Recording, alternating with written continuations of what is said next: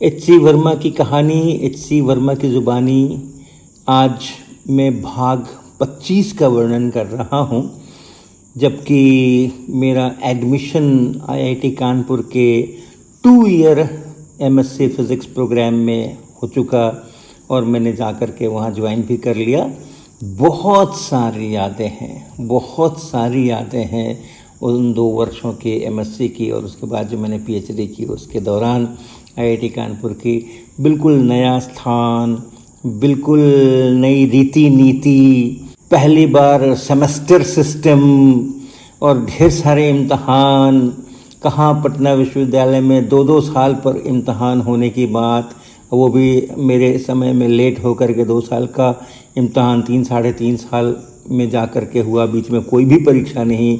और यहाँ 4 महीने में तो सेमेस्टर बदल जाए और उस 4 महीने के अंदर में 2 मिड सेमेस्टर इम्तहान और एक एंड सेमेस्टर इम्तहान और उसके बाद फिर कई सारे क्विज़ छोटी छोटी जो क्लासरूम के अंदर में ही ले ली जाती थी।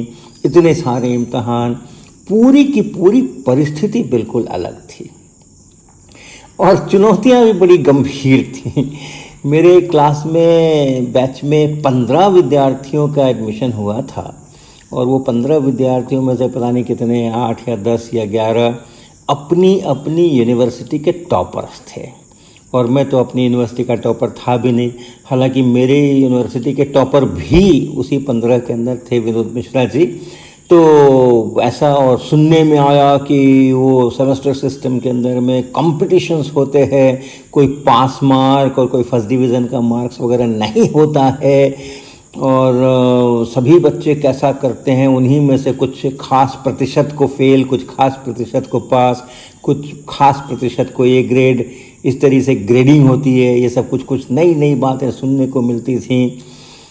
लेकिन एक मैंने तय किया कि हमें परीक्षाओं को बहुत ध्यान देना ही नहीं है, हमें तो सीखना है, हमें तो पढ़ना है।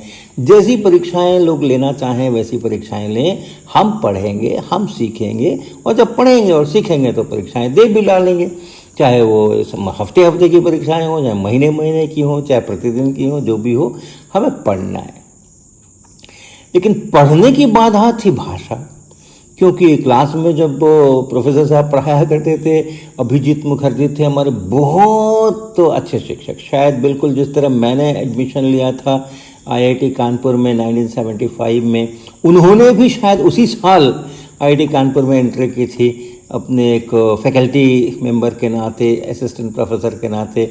और जैसे मैं पहली बार वहाँ गया और क्लास में मैंने शुरू किया पढ़ना, उन्होंने भी शायद पहली बार पढ़ाना शुरू किया। अब उनकी भाषा इतनी ज़बरदस्त अंग्रेज़ी थी वो कि कुछ भी समझ में नहीं आता था। मैथमेटिकल फिजिक्स पढ़ाया करते थे हमें, बड़ा अच्छा रोचक वाक़या है, आपको मैं ये सुना दूँ पूरा। ये पढ़ाया करते थे मैथमेटिकल फिजिक्स, उन्होंने शुरू किया डिफरेंशियल इक्वेशन से। तो वो क्या बोलते थे वो तो समझ नहीं आया, लेकिन वो डिफरेंशियल इक्वेशन तो सारे मैंने पढ़ रखे थे अपने बीएससी ऑनर्स में। ये बहुत बड़ा फ़ायदा था। पटना साइंस कॉलेज का बीएससी ऑनर्स उस ज़माने का इतना स्ट्रॉन्ग था, सिलेबस इतना अच्छा था, पढ़ाई इतनी अच्छी होती थी और हम सारे लोग जो हैं वो बहुत रमे रचे थे उसके अंदर में। तो डिफरेंशियल इक्वेशन तो बहुत अच्छी तरीके से पहले से ही आता था।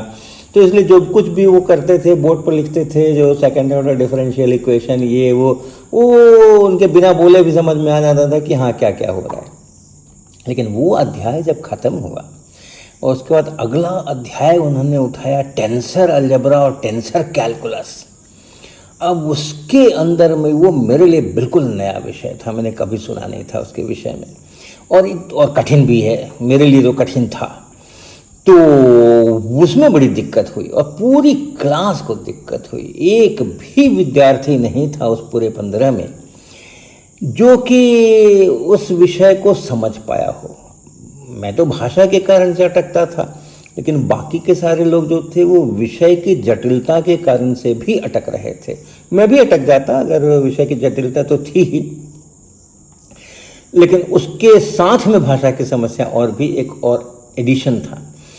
लेकिन एक था कि मैंने क्लासेस कभी भी मिस नहीं किए, चाहे समझ में आए ना आए कुछ भी हो, लेकिन क्लास में हमेशा उपस्थित रहना और बड़े ध्यान से कंसंट्रेशन उधर ही लगाए रखना। भले ही बात समझ में नहीं आ रही, लेकिन तब भी उनका हाव भाव, उनके हाथ कैसे चल रहे हैं, उनकी दृष्टि किधर किधर कैसे कैसे जा रही है, लेकिन सारा फोकस जो है, अटेंशन जो है, वो अपने शिक्षक पर और जो बोर्ड है, ब्लैक बोर्ड जहाँ पर वो लिखते थे उस पर। तो उसमें कैसे कैसे इक्वेशंस लिख रहे हैं, कहीं डायग्राम्स बना रहे हैं और कुछ कर रहे हैं, तो उन सबको ध्यान से देखना, भले ही ना समझ आए, और जो कुछ बोर्ड पर है उसको अपने नोटबुक के ऊपर भी उतारना, ताकि किताबों से फिर मिला मिला करके और पढ़ने की कोशिश की जाए। लेकिन मज़े की बात ये हुई कि जो पहला मिड सेमेस्टर एग्जामिनेशन हुआ कुछ 1.25 महीने 1.5 महीने बाद, तब तक ये 2 अध्याय पढ़ाए जा चुके थे, डिफरेंशियल इक्वेशन का और टेंसर्स का। और डॉक्टर अभिजीत मुखर्जी ने घोषणा की थी कि एक एक सवाल दोनों अध्यायों से पूछा जाएगा मिड सेमेस्टर इम्तहान में। 1 घंटे का इम्तहान होता था, तो एक सवाल डिफरेंशियल इक्वेशन से और एक सवाल जो है वो इससे आएगा। 50 नंबर का टोटल पेपर होगा, 25 नंबर का ये सवाल, 25 नंबर का वो 10 सवाल। सभी ने ये तय किया कि डिफरेंशियल इक्वेशन का सवाल गलत नहीं होना चाहिए, क्योंकि हमें 50 में से 25 नंबर में ही जो कुछ करना है सो करना है, टेंसर वाले में तो कुछ होना ही नहीं है। तो इसलिए इसमें गलती अगर हो गई तब तो बहुत मुश्किल हो जाएगी। तो सबने खूब तैयारी करके, और डिफरेंशियल इक्वेशंस के लिए सबने खूब तैयारी की, मैंने भी खूब तैयारी की। टेंसर्स मुझे भी समझ नहीं आया, किताब से पढ़ने की कोशिश की, जैसे और लोगों को नहीं समझ में आया वैसे मुझे भी समझ में नहीं आया। 2 हमारे घनिष्ठ मित्र बन गए थे, एक तो हमारे विनोद मिश्रा जी ही थे जो पटना से ही गए थे हमारे साथ, और दूसरे अजित कुमार सिन्हा जी जो कि क्राइस्ट चर्च कॉलेज कानपुर से, जिन्होंने बीएससी की थी।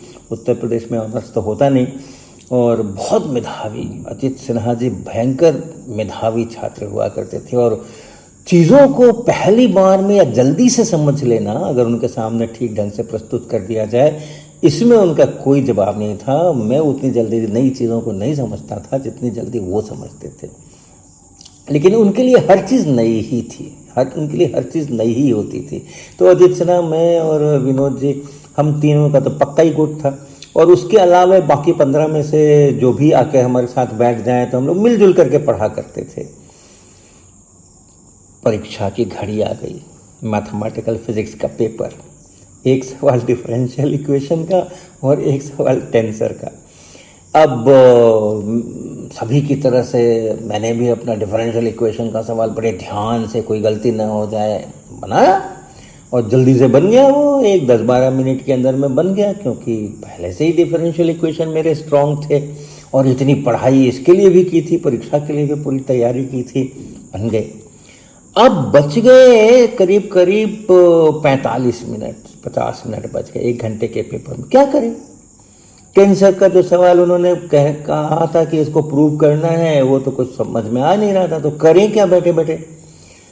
तो कहीं मैंने अपना ध्यान पीछे ले गया कि ये जो इक्वेशन लिखा हुआ है जैसे प्रूव करना है, इस तरह के सिंबल्स, इस तरह की भाषा, इस तरह की इक्वेशन इन्होंने क्लास में पढ़ाते समय में कब इस्तेमाल किया।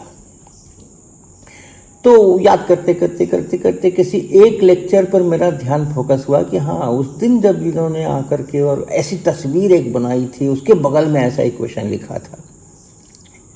तो चूँकि और कुछ करना नहीं था, घंटे भर का समय था, उसमें से 45 मिनट के करीब बचे ही हुए थे, तो उस लेक्चर को चूँकि मैंने बहुत ध्यान से पढ़ा हुआ था, हर एक लेक्चर में बहुत ध्यान से सुनता था, और उसके सारी चीज़ें अपने कॉपी में नोट करता था, अपने नोटबुक में नोट करता था।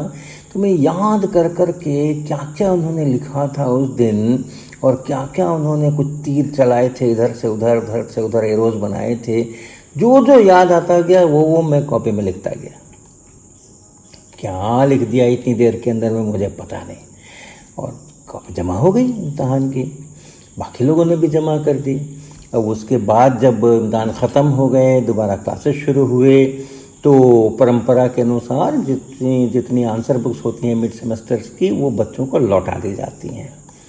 तो जब वो अपना सब ले करके आए तो बड़े दरवाजे से घुसते समय ही अभिजीत मुखर्जी की नज़र जो है वो मेरे ही ऊपर पड़ी, और उसके बाद कुछ कुछ वो बोलने लग गए, क्या क्या बोलने लगे पता नहीं मुझको, और बोलते जाएं और आकर के फिर उन्होंने एक मिनट के करीब कुछ कुछ बोला होगा मेरी तरफ देख करके। मैं तो पता ही नहीं चला मुझे क्या सोच रहे हैं और क्या बोल रहे हैं। मुझे लगा कि ये कह रहे हैं कि क्या बकवास किया है अपनी नोटबुक के अंदर, आंसर बुक के अंदर में। लेकिन पता ये चला कि मेरे को डिफरेंशियल इक्वेशन के सवाल में तो 25 में 25 मिले ही, टेंसर वाले सवाल में भी 25 में 23 नंबर मिले हुए हैं। तो मुझे तो आश्चर्य का ठिकाना नहीं रहा कि ये क्या हो गया। और वो इतनी देर से मेरी ही तारीफ किए जा रहे थे, क्योंकि और किसी ने उसके बाद जो सेकंड हाईएस्ट था वो 25 ही था। 48 के बाद जो सेकंड हाईएस्ट था वो 25 ही था। उसके बाद फिर किसी की गलती हुई, किसी की नहीं हुई, किसी को 18 नंबर मिले, किसी को 20 नंबर मिले, किसी को 12 मिले होंगे, वो सब अपनी जगह पे। लेकिन 48 के बाद सीधा 25। वहाँ से एक ज़बरदस्त साख बनी।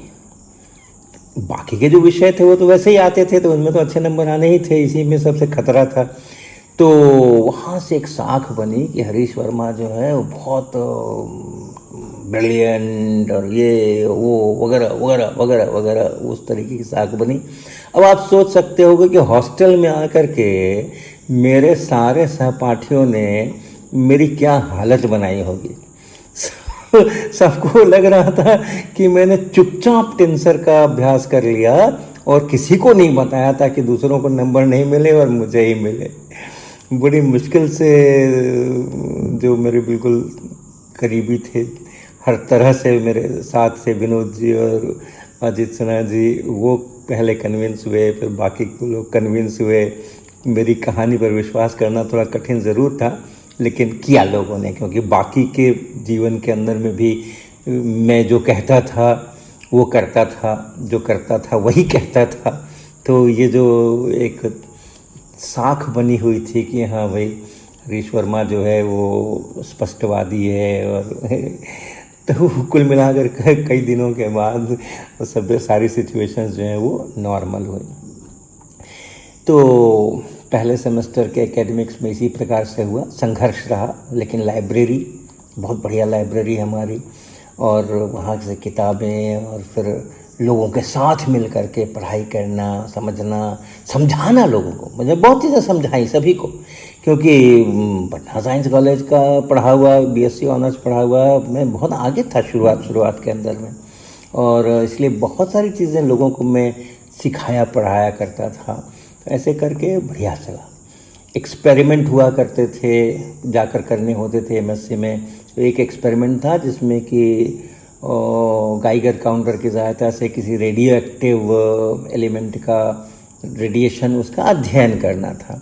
तो बहुत सारे डेटा कलेक्ट हुए उस एक्सपेरिमेंट में, पता नहीं कितने 150, 200, 300 डेटा हमने कलेक्ट किए, और उन सारी संख्याओं का फिर मैंने स्टैटिस्टिकल एनालिसिस किया। क्योंकि बीएससी में फिज़िक्स ऑनर्स के अलावा मेरे पास मैथमेटिक्स का पास कोर्स था और स्टैटिस्टिक्स का पास कोर्स था। केमिस्ट्री मैंने नहीं ली थी, पहले बताया होगा शायद पहले के एपिसोड में।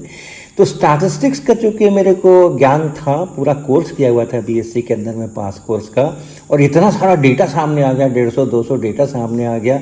तो तमाम प्रकार के जो उनके स्टैटिस्टिक्स के तौर तरीके होते हैं, जो डेविएशंस हैं, स्टैंडर्ड डेविएशंस हैं भांति भांति के, फिर टी टेस्ट और ये वो बहुत सारी चीज़ें, उन सबको मैंने वहाँ पर लगा करके और तब उस एक्सपेरिमेंट को की रिपोर्ट लिखी और जमा की। तो वो भी एक बहुत बड़ा इम्प्रेशन दे गई फैकल्टी मेंबर्स के अंदर कि इतना अद्भुत रिपोर्ट कैसे बनाई किसी स्टूडेंट ने फर्स्ट सेमेस्टर के अंदर में। तो ऐसे मिला जुला करके पहला सेमेस्टर मेरा एकेडमिकली बड़ा अच्छा गया। संघर्ष रहा, भाषा का संघर्ष रहा, लेकिन सिस्टम में कोई संघर्ष नहीं रहा। जो एनुअल सिस्टम से सेमेस्टर सिस्टम में चेंज हुआ उसमें मेरे को कोई परेशानी नहीं हुई। लेकिन हाँ, सभी जो 5 विषय थे, पांचों के अंदर में A ग्रेड हासिल हुआ, और 10 पॉइंटर के मैं ही अकेला था उस 15 में जिसको 10 पॉइंटर का खिताब पहले सेमेस्टर में कम से कम मिला, और पूरे डिपार्टमेंट के अंदर में इस बात की चर्चा रही कि हाँ, एक बड़ा अच्छा सा बच्चा है जो कि MSc फर्स्ट ईयर में आया है। बहुत सारी कहानियाँ हैं, थोड़ी सी कहानी फिर इसी सेमेस्टर की या इसके आसपास के IIT कानपुर के स्टे की अगली बार।